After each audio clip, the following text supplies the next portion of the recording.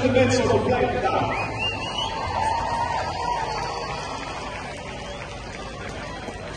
Ik begin met het volgende woord Rotterdam, mijn geboortestad. Hoe symbolisch is het dat eigenlijk de eerste keer dat ik op een podium sta om te spreken over Palestina, dat dat Rotterdam is. En nog specifieker deze plek, de Binnenrotte. De Binnenrotte waar de stadsgeschiedenis in een kwartiertijd de oorlogstijd drastisch werd herschreven. Door bombardementen kwamen circa 900 mensen om het leven. En ruim 25.000 woningen gingen verloren, waaronder 24 kerkgebouwen. Het leed van die tijd wordt beschreven met één woord: huiveringwekkend. Tegelijkertijd wordt de wil van Rotterdammers zodra ze Europa stad weer op te bouwen beschreven met een ander woord: onvoorstelbaar. Een kwartier was genoeg om Rotterdam en Rotterdammers er eeuwig aan te herinneren.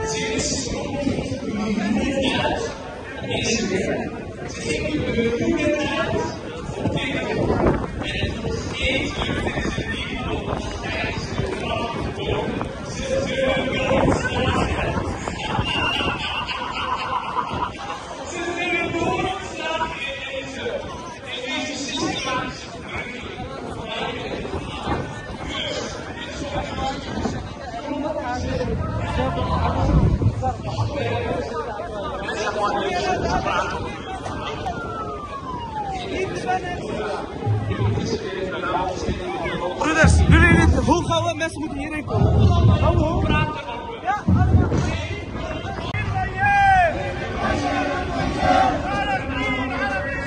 Palestine,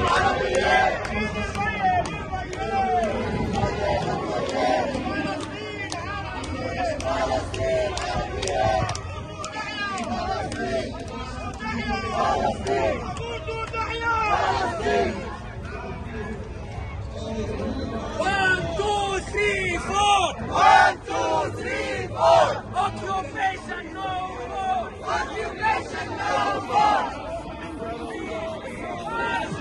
Free, free Palestine! Free, free Palestine!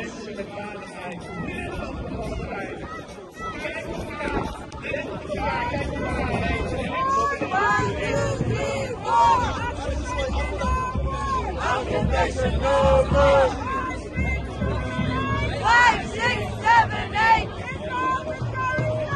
Israel will never say!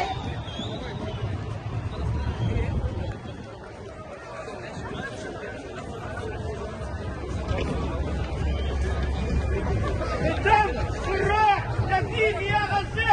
بالروح بالدم نبيك يا غزة! بالروح بالدم نبيك يا غزة! بالروح بالدم نبيك يا غزة! بالروح بالدم نبيك يا غزة! بالروح free Palestine! Free free Palestine! Free free Palestine! Free free Palestine! From the river to the sea! From the river to the sea!